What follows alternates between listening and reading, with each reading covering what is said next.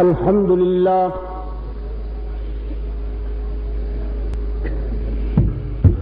الحمد لله وحده والصلاة والسلام على من لا نبي بعده وعلى آله وأصحابه الذين أوفوا عهده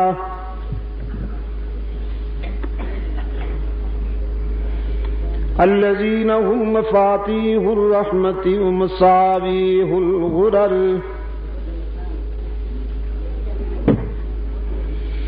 أعوذ بالله من الشيطان الرجيم بسم الله الرحمن الرحيم فما وأحسن منك لم تر قط عين وأجمل منك لم تلد النساء. محبوب خدا او عبداللہ کے یتیم، تجھ سے حسین تو آج تک میری آنکھ نے دیکھا ہی نہیں. اور شاہ جی فرمایا کرتے تھے رحمت اللہ علیہ کہ عینی کے بجائے عینون ہونا چاہیے، تنوین ڈال دو، یہ واحد متکلم نہ بنے بلکہ اس میں عمومیت آ جائے. حسان نے تو کہا نا کہ تیرے جیسا حسین میری آنکھ نے آج تک دیکھا ہی نہیں. شاہ جی نے فرمایا یوں نہ کہو، یوں کہو کہ تیرے جیسا حسین دنیا کی کسی آنکھ نے آج تک دیکھا ہی نہیں. وَأَجْمَلَ مِنْكَ لَمْ تَلِدِ النِّسَاءُ، اور تیرے جیسا جمیل تو آج تک کسی ماں نے جنا ہی نہیں. خلقت مبرأ من كل عیب، خلقت مبرأ من كل عیب. آمنہ کی لال تیرے سراپا کو دیکھ کر تو ضمیر کہتا ہے کہ تو تمام نقائص سے پاک پیدا کیا گیا، تیری ذات تمام عیبوں سے محفوظ. کأنک قد خلقت کما تشاء، تجھے تو یوں بنایا گیا جیسے تو نے خود چاہا. تھا نصف النہار پر وہ تاریخ متعین ہے، اور بالاتفاق حضور اکرم صلی اللہ علیہ وسلم کی تاریخ وفات جو ہے وہ 12 ربیع الاول ہے. خوشی تو ضرور منائیے حضور اکرم کی ولادت کی، لیکن میری سمجھ میں یہ بات نہیں آتی کہ 12 ربیع الاول کو یہ ڈھول ڈھمکے، یہ بھنگڑے، یہ ناچ اور رقص، جس دن ہمارے آقا کی وفات ہوئی ہے اس دن اگر امت جشن منائے تو میں سمجھتا ہوں کہ یہ بڑی سنگ دلانا رسم ہے. کوئی شخص اپنے آقا کی موت پر خوشی نہیں مناتا. خوشی منانے کا طریقہ کیسے ہونا چاہیے؟ حضور اکرم صلی اللہ علیہ وسلم کی آمد پر، ولادت پر خوشی کیسے منانی چاہیے؟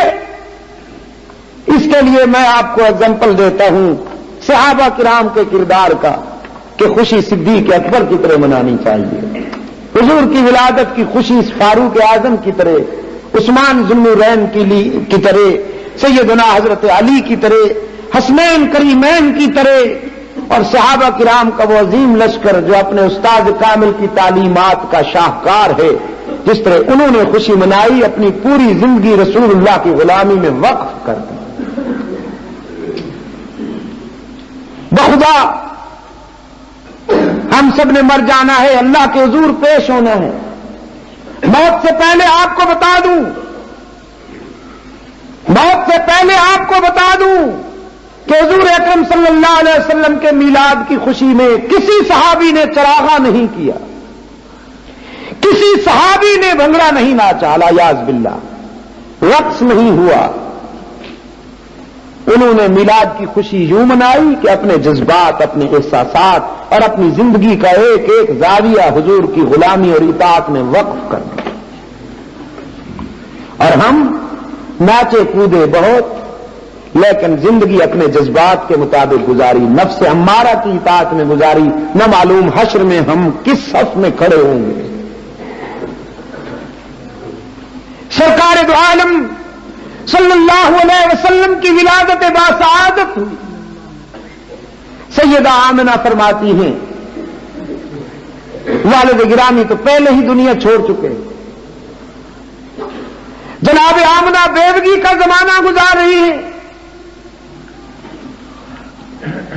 سیدہ آمنہ فرماتی ہیں مادی نقطہ نظر سے، دنیاوی نقطہ نظر سے میری بے سر و سامانی کا یہ عالم ہے کہ گھر میں اتنا تیل نہیں کہ چراغ جلاؤں اور اپنے گھر کے اندھیرے دور کر سکوں.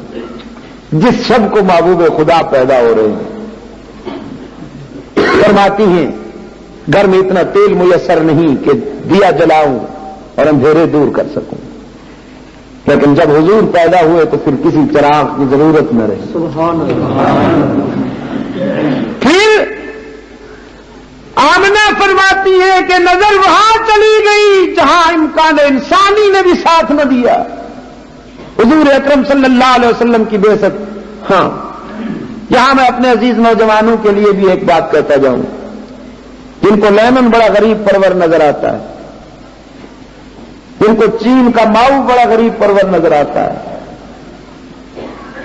یہ انٹرنیشنل مداری، یہ بین الاقوامی ایکٹر جنہوں نے غریب پروری کے جھانسے میں اپنے نفس کی پرورش کی اور پوری قوم کو انہوں نے یرغمال ہائی جیک کر کے ان سے بگاڑ لی. جہاں تک غریب پروری کا تعلق ہے تو محمد عربی صلی اللہ علیہ وسلم کے معیار پر پوری انسانی قیادت میں کوئی اور ڈھونڈ کے دکھائیے. رحمت عالم صلی اللہ علیہ وسلم سیدہ آمنہ کے ہاں آنکھیں کھولتے ہیں. سب سے پہلا انتخاب جس نے کیا وہ بیچاری وہ دائی تھی جو سب کے بعد آئی تھی. پہنچی اس لیے دیر سے کہ اس کی سواری کمزور تھی. وہ یہ سمجھ نہیں رہی تھی کہ مجھے کیوں آخر میں بھیجا جا رہا ہے. افسردہ تھی، کبیدہ خاطر تھی کہ دیر سے آئی ہوں. تقدیر تبریک دے رہی تھی، حلیمہ دیر سے آئی نہیں ہو لائی گئی ہو. تیرا تاخیر سے پہنچنا بھی حکمت میں، حکمت سے خالی نہیں. چنانچہ حلیمہ آ رہی ہے، حوازن کی دائیاں جا رہی. جانے والیوں نے آنے والی سے کہا کہ ہم تو گود ہری کر کے جا رہی ہیں بڑے بڑے خاندانوں کے بچوں کو لے کر، تو آخر میں آئی ہے تو تجھے کیا ملے گا. سیدہ حلیمہ ایک انسان کے ناطے سے افسردہ ہوئی، جگر پہ چوٹ پڑی کہ کام کے خاندانوں میں بڑے بڑے گھرانوں کے بچے تو یہ لے گئی. ہائے غریبی بھی کیسی دل خراش چیز ہے کہ میرا دیر سے آنا محرومی کا باعث بن گیا.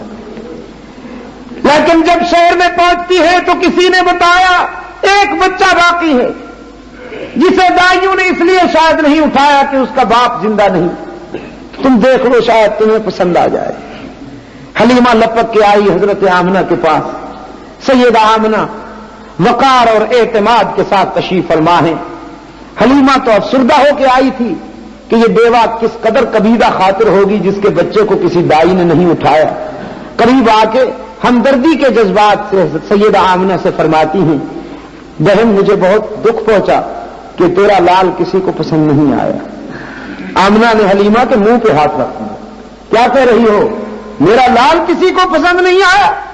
سچی بات یہ ہے کہ کوئی میرے لال کو پسند نہیں آیا. میں کبیدہ خاطر نہیں ہوں. میرا جوہر ہی ایسا قیمتی ہے کہ مجھے اللہ نے اعتماد سے مالا مال کیا ہے. سیدہ حلیمہ فرمانے لگی کہاں ہے؟ آمنہ نے اشارہ کیا اور حلیمہ آئی ہے. رحمت عالم صلی اللہ علیہ وسلم آرام فرما ہے، باریک چادر تنی ہوئی ہے.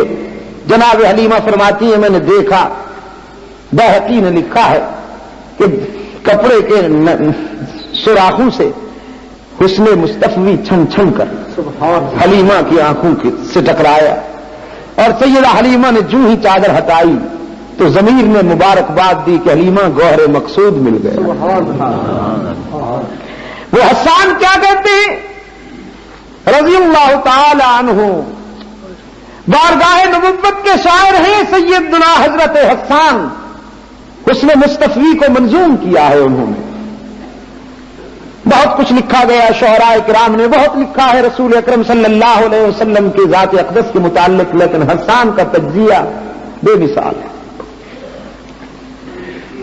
فما واحسن منک لم تر قط عین واجمل منک لم تلد النساء.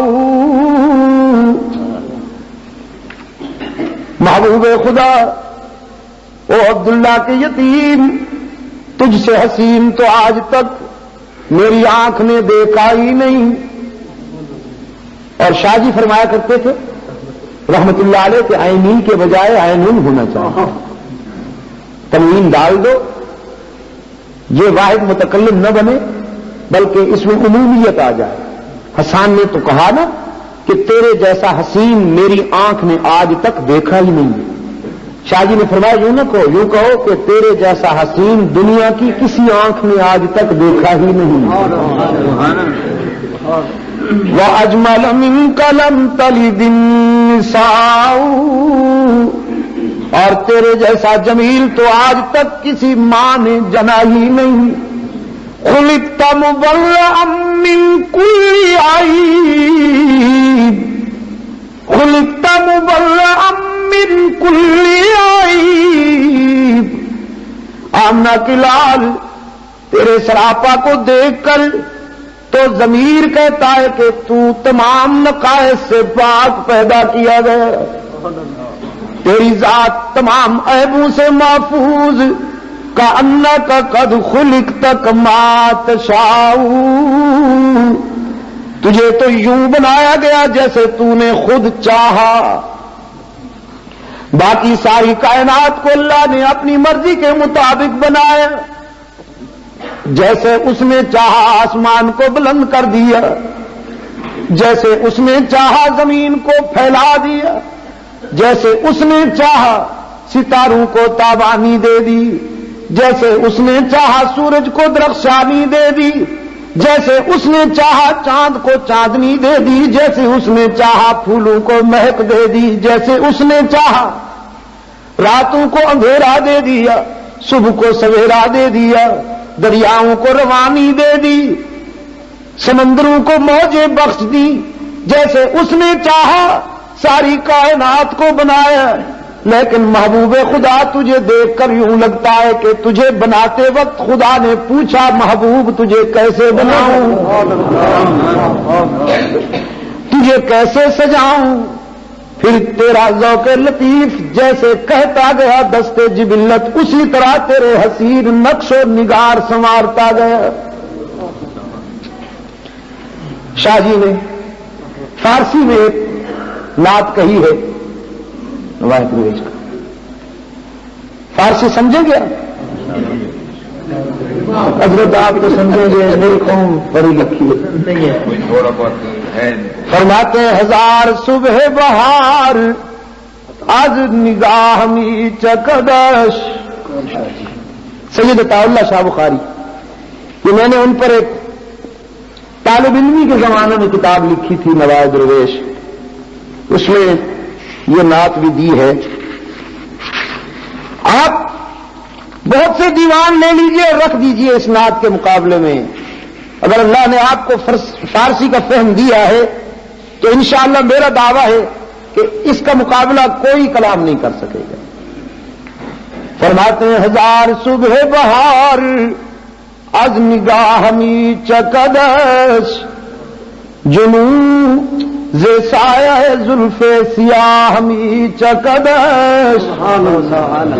چمن چمن گل و نسری ز عکس رخ ریزد، سبد سبد گل خندان ز راہ می چکدش. سبد سبد گل خندان ز راہ می چکدش. جناب صدر بپیش گاہ جمالش جلال سر بسجو. نعرہ تکبیر، امیر شریعت سید عطا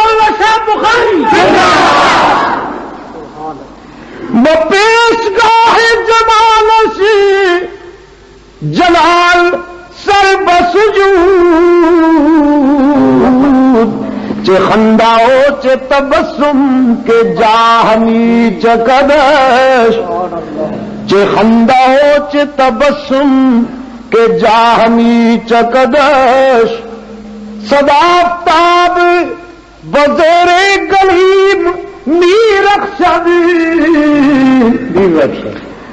صدافتاب بزیر گلیم میرخشد زے دل کے فقر چے گویم کے ماہمی چکدش اور ہزار حشر بدامن ہزار فتنہ بجے ہزار فتنہ ز چشم سیاہ می چکدش نگاہ کنے ببخت بلند بے وزنے نگاہ اس اجڑی ہوئی بیوہ کی خوش قسمتی تو دیکھو اللہ کہ جو بیوگی کے زمانہ میں زندگی کے 40ویں سال سے گزر رہی ہے. نگاہ خدیجہ خاتون اول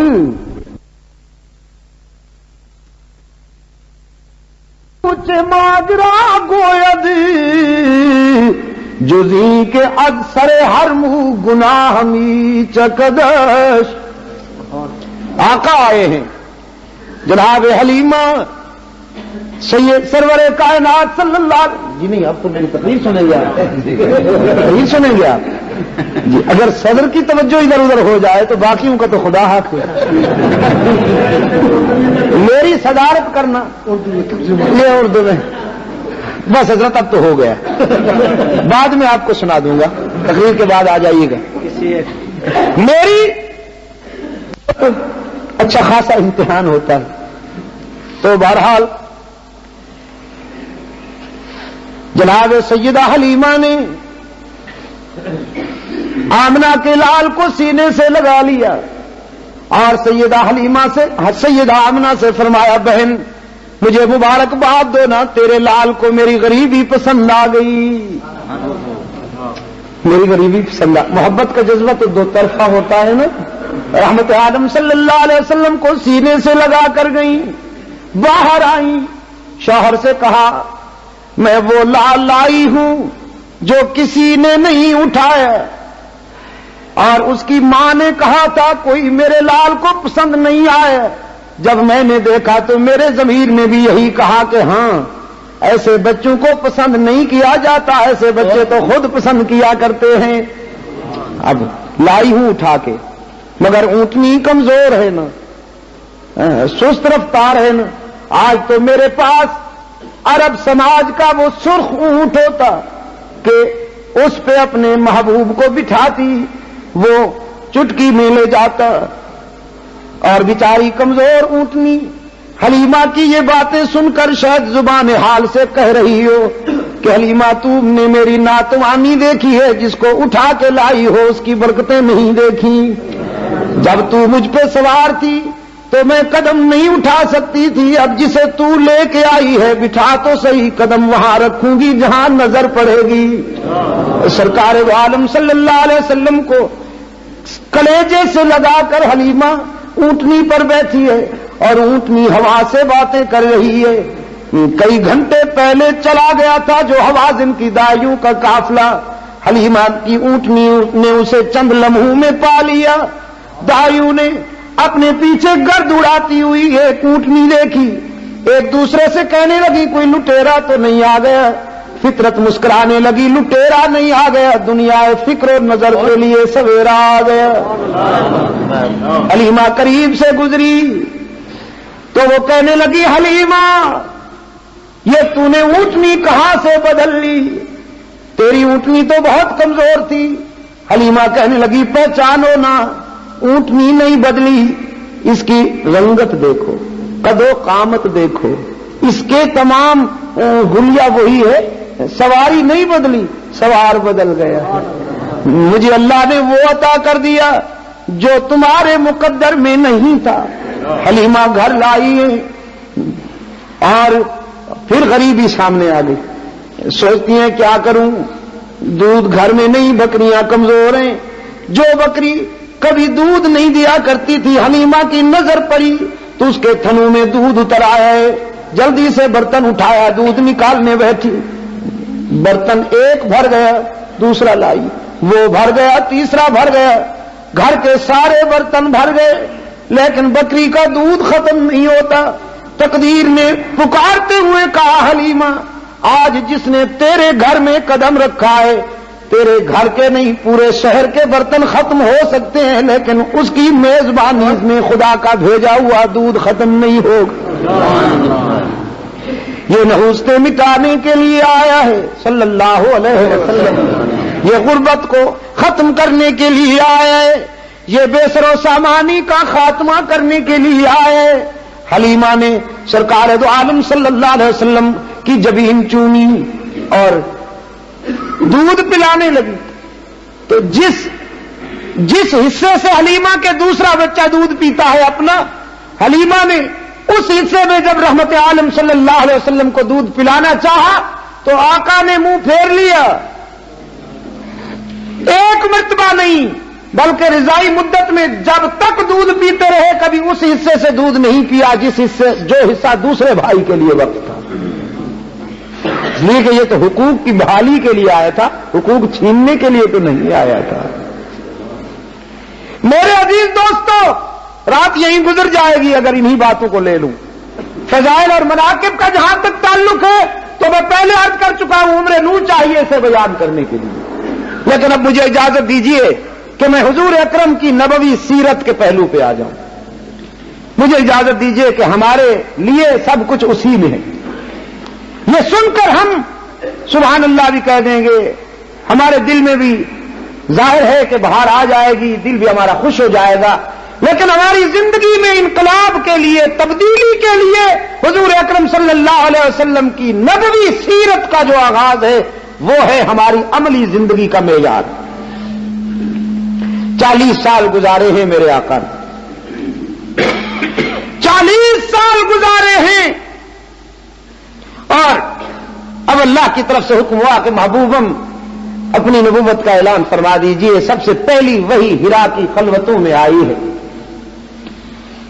میری ماؤں تک, میری بہنوں اور بیٹیوں تک بھی میری یہ آواز پہنچ رہی ہوگی, اور اگر اس وقت نہیں پہنچ رہی تو کیسٹوں کے ذریعے پہنچے گی. میں ان کے لیے ایک بات کہتا ہوں, جتنا فخر کریں کم ہے کہ اسلام کی سچائی پر سب سے پہلے حضور کو ووٹ دینے والی بھی ایک عورت ہے, اور اسلام کی آبرو پر سب سے پہلے جان دینے والی بھی ایک عورت ہے. ہرا کی خلوتوں میں پہلی وحی رب کائنات کی طرف سے قرآن پاک آیا. حضرت جبرائیل امین نے فرمایا, اقرا بسم ربک الذی خلق. محبوب خدا اس کا نام لے کر پڑھیے جو کائنات کا پالنہار ہے, پروردگار ہے. حبیب کبریا صلی اللہ علیہ وسلم نے فرمایا, ما انا بقارین, میں پڑھا لکھا نہیں ہوں, میں نے کسی مکتب سے کسی مدرسے سے تعلیم حاصل نہیں کی, میں تو امی ہوں.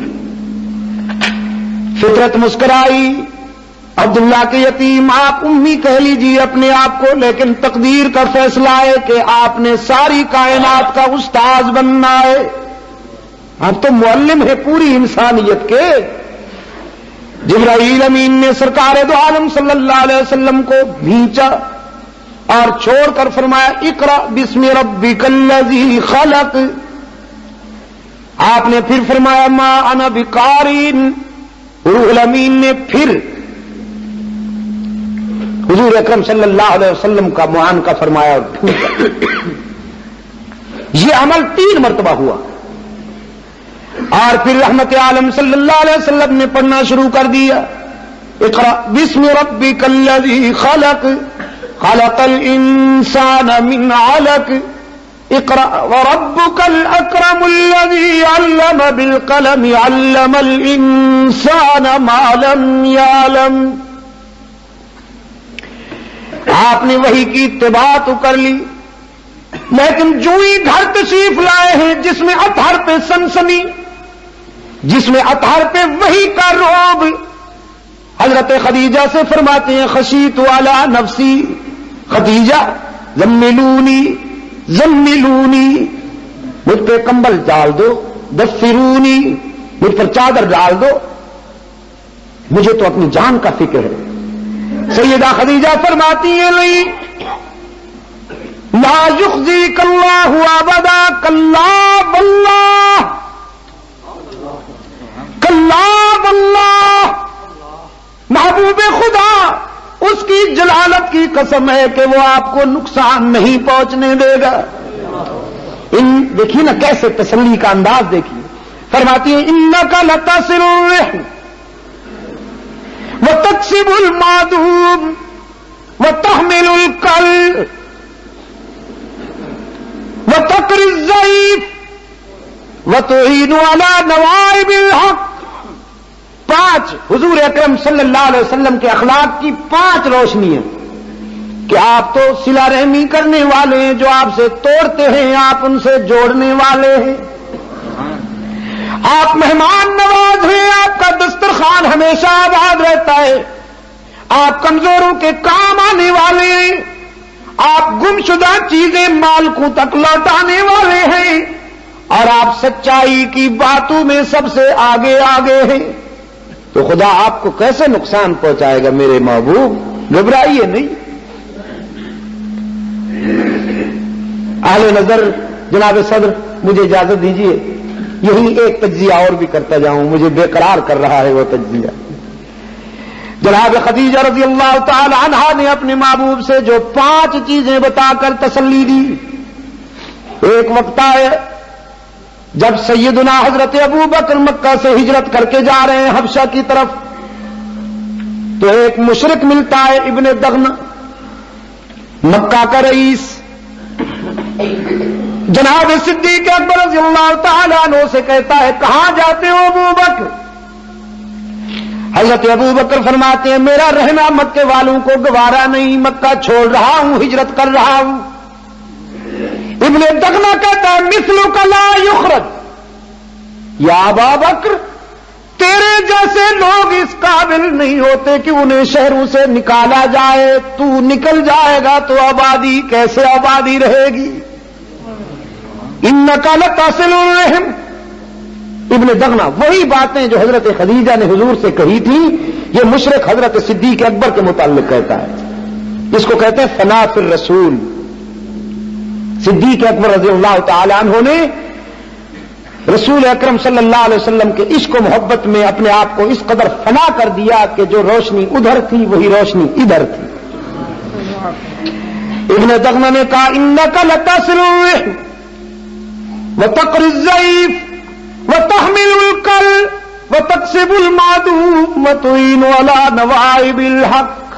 وہی 5 خوبیاں جو جناب خدیجہ نے سرکار دو عالم صلی اللہ علیہ وسلم کے سامنے بیان فرمائی تھیں، وہی خوبیاں ابن دغنہ نے جناب صدیق اکبر کے متعلق بیان فرمائی۔